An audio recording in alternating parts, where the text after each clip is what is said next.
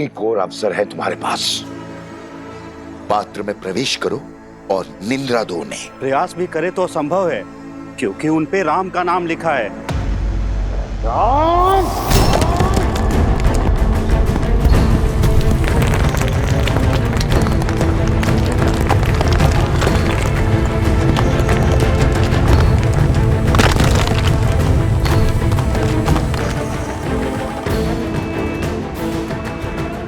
नहीं,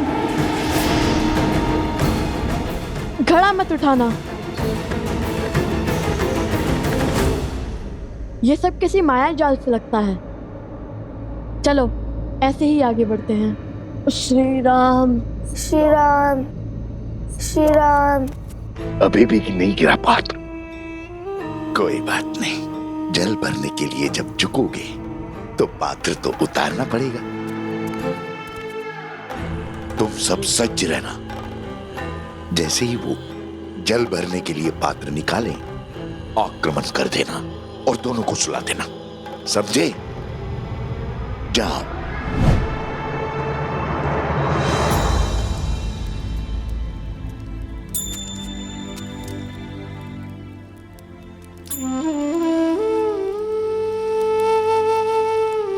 जानता हूं तुम्हारे मन में क्या चल रहा है। लव और कुश। अब आपसे क्या छिपा है?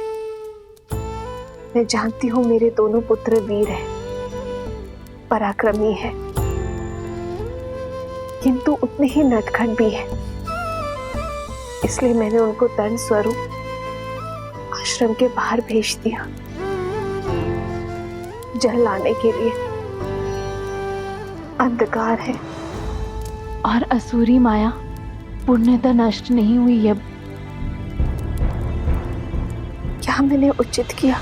कोसल राज्य का भविष्य हैं वो दोनों। पराक्रमी तो होंगे ही। नाविक की योग्यता की पहचान चक्रवात में ही होती है, स्थिर जल में नहीं बंदेवी। तुम्हारे पुत्रों ने आश्रम में रहकर बहुत कुछ सीखा है, किंतु अब समय है बाहर के संसार को जानने का, उसे समझने का। मुझे आपके कहे हर शब्द पर और अपने पुत्रों के शौर्य पर पूरा विश्वास है। और अब तो मुझे प्रतीक्षा है केवल उस क्षण की जब मेरे पुत्र अपने पिता, अपने पूजने से मिलेंगे, प्रभु श्री राम से मिलेंगे। तथास्तु। और लव कुश की चिंता छोड़ दो बंदेवी। अपने पिता और माता की भांति उनमें भी हर संकट का हल खोजने का सामर्थ्य है।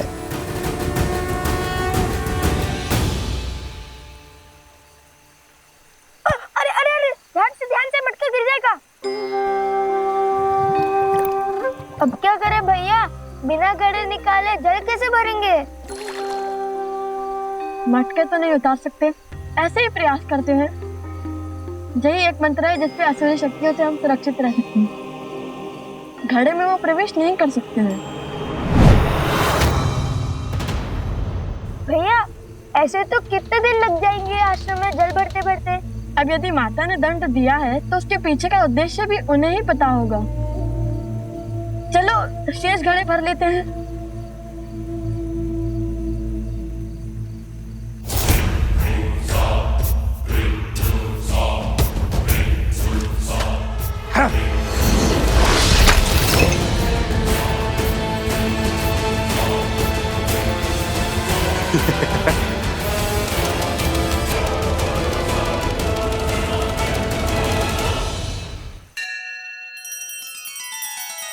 श्री रामचंद्र कृपालु भज मन हरण भव भय दारुणम।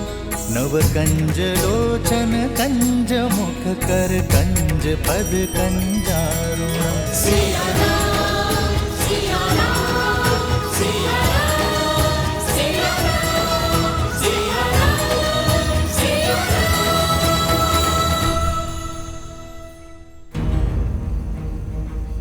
यहाँ अवश्य ही कोई असुरी माया है जो हमें रोकना चाहती है। भैया, अगर हम जल नहीं पढ़ पाए तो दंड और उसके पीछे का उद्देश्य कैसे पूरा होगा? किसी भी समस्या का हल रोने से नहीं, सोचने से होता है। मेरी तो समझ में नहीं आ रहा है कि हमें जल आश्रम तक पहुंचाना है या जल से भरा हुआ मटका। अद्भुत, तुमने मुझे एक नया सुझाव दिया है। तुम बातें मूर्खता भरी करते हो, परंतु हो बड़े गुणवान। ऐसा क्या कहा मैंने? अब कुछ ही क्षणों में ये अपना गड़ा उतारेंगे, तुम तभी उन पे आक्रमण करना। तुमने कहा कि हमें जल आश्रम तक पहुंचाना है, अब चाहे वो घड़े में हो या नहीं। मुझे तो कुछ समझ में नहीं आ रहा भैया। जो भी करे, पर ऐसा कुछ मत कीजिए कि माता फिर से रुष्ट ना हो जाए।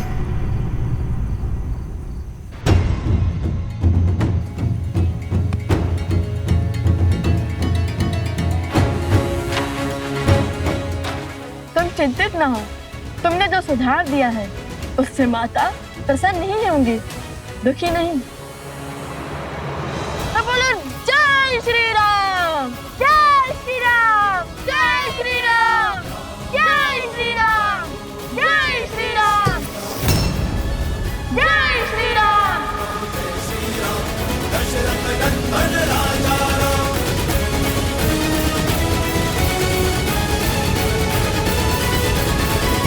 यदि हम दोनों साथ जाएंगे तो वो त्याग नहीं, समस्या से भागना होगा। आर्य, जिस क्षण महाराजा राम महारानी सीता को त्यागेंगे, उसी क्षण अयोध्या के सब दुख मिट जाएंगे। महाराजा राम महारानी का त्याग करना होगा। राम इस राज को एक सक्षम राजा ही नहीं, सर्वश्रेष्ठ उत्तराधिकारी भी चाहिए। बिना युगल आहुति के न यज्ञ पूर्ण होता है और ना ही उसका फल मिलता है।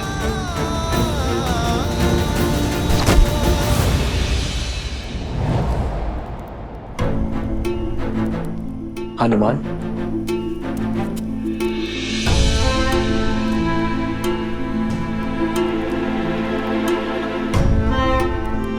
क्या बात है हनुमान, तुम्हारे मुख पर व्याकुलता?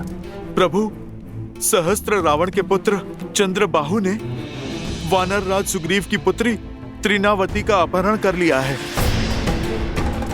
इस कारण महाराज सुग्रीव के राज्य में बहुत अशांति फैल गई है। इस विपदा से निपटने के लिए महाराज सुग्रीव आपका परामर्श और आपकी सहायता चाहते हैं।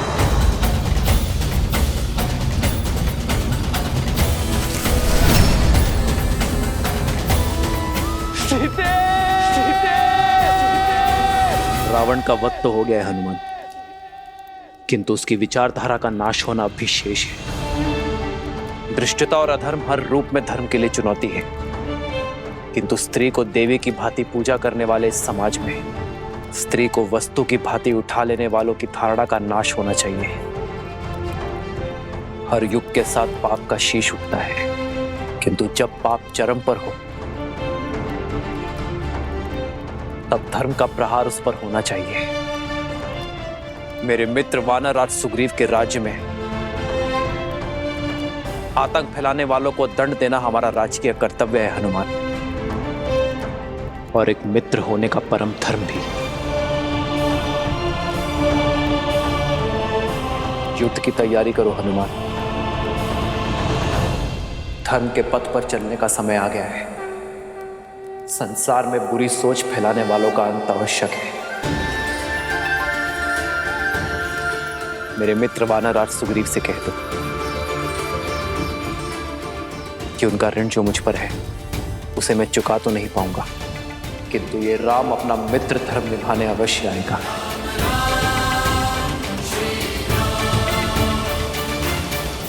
वंदेरी, वंदेरी, वंदेरी।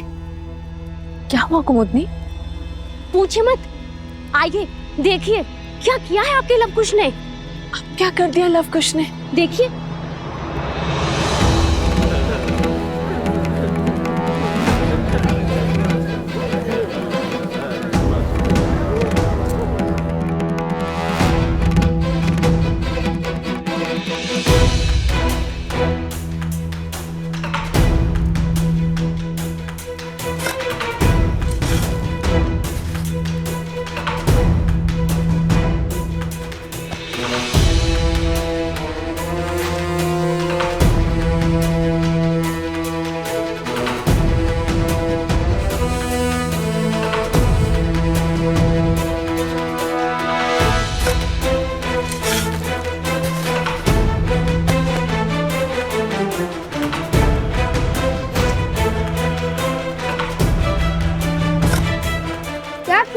ये लोग? लव, कुश, ये जल भरने के स्थान पर क्या कर रहे हो तुम दोनों? यहाँ और ये सर पर मटके? सब बताते हैं माता, सब बताते हैं। बस कुछ क्षण रुक जाइए।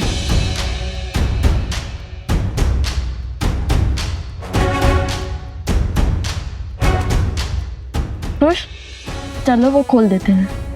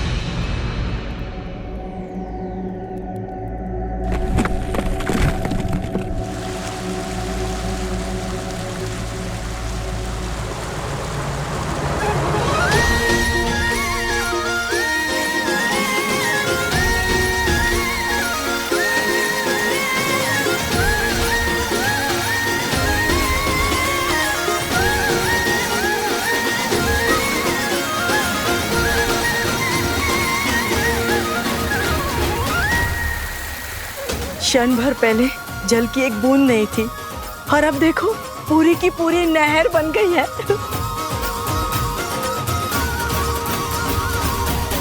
और लव कुश की चिंता छोड़ दो बंदेवी। अपने पिता और माता की भांति उनमें भी हर संकट का हल खोजने का सामर्थ्य है।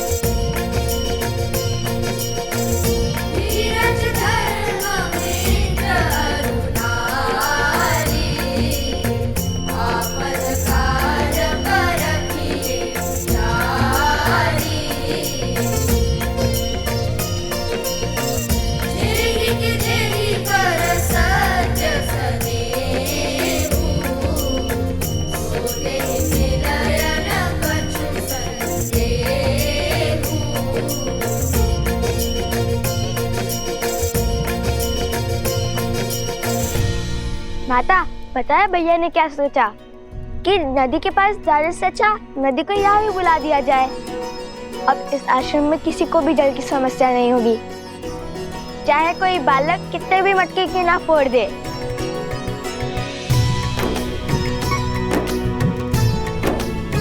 कार्य मेरा था, परंतु सुझाव कुश का।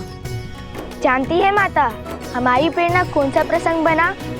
जब नल और नील ने राम नाम लिखकर लंका तक सेतु बनाया था, तो हमने सोचा जब राम नाम का पत्थर सागर में तैर सकता है, तो राम नाम का फावड़ा नदी के लिए मार्ग क्यों नहीं बना सकता?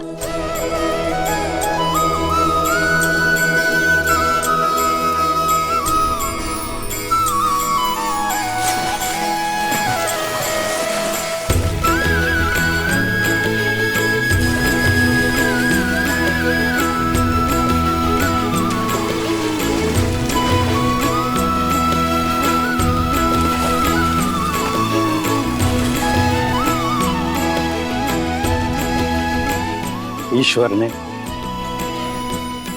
लव कुश के भविष्य में क्या रचा है वो तो मैं नहीं जानता, किंतु इतना अवश्य जानता कि ये दोनों अपने भविष्य को आलिंगन करने के लिए पूर्ण रूप से सजे।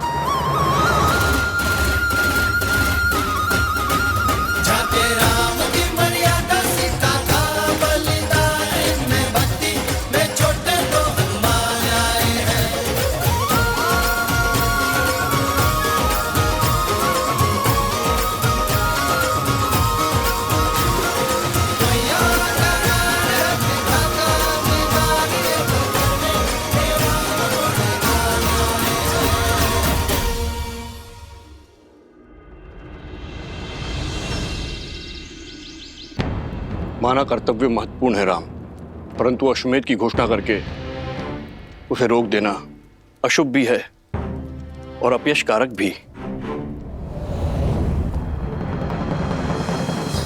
अश्वमेध यज्ञ अवश्य होगा आचार्य।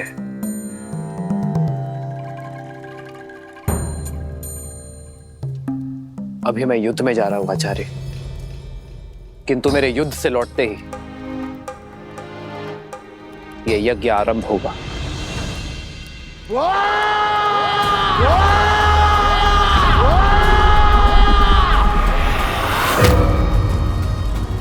सहस्त्रमुख रावण पराजय के बाद पीछे नहीं हटता और प्रचंड शक्ति से वार करता है।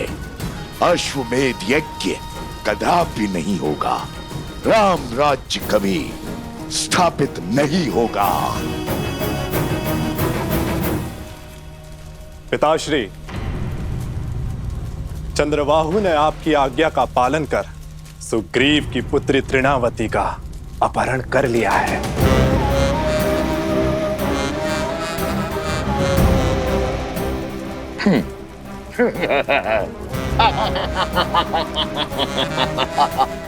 कैसे कैसे बचोगे राम मेरे इस प्रहार से? अब राम को सुग्रीव की सहायता के लिए जाना होगा और अयोध्या अश्वमेध यज्ञ से वंचित रह जाएगी। और राम के जाते ही हम अपनी शक्ति से उसकी प्रजा में पुनः धर्म की स्थापना कर देंगे।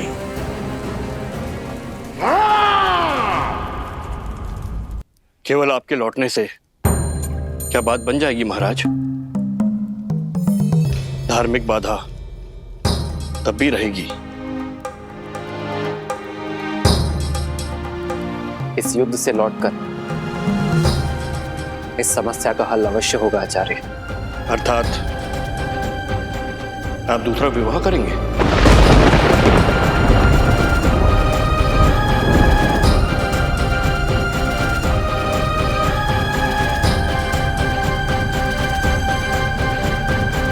रघुकुल रीत सदा चली आई, प्राण जाए पर वचन न जाए। एक बार वचन देने पर उस विषय में आपका शिष्य दोबारा कैसे सोच सकता है? मैंने सीता को एक पत्नी व्रत का वचन दिया है, परंतु मेरे विवाह के बिना भी अश्वमेध यज्ञ अवश्य होगा।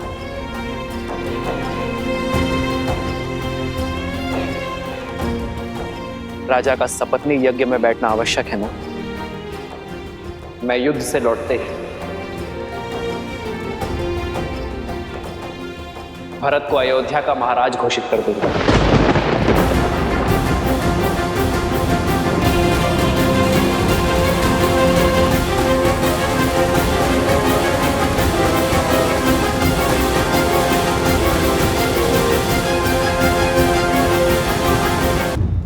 भैया, और तब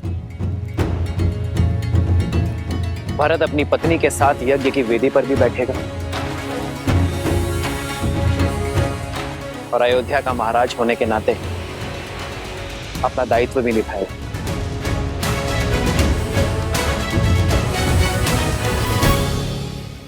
ये क्या कह रहे हैं आप भैया? नहीं, ये मुझे स्वीकार करना होगा भरत। क्योंकि ये मेरा निर्णय है। समझने का प्रयास करो भरत। या तो तुम अयोध्या के महाराज बनोगे या सीता का ये राम किसी और का पति।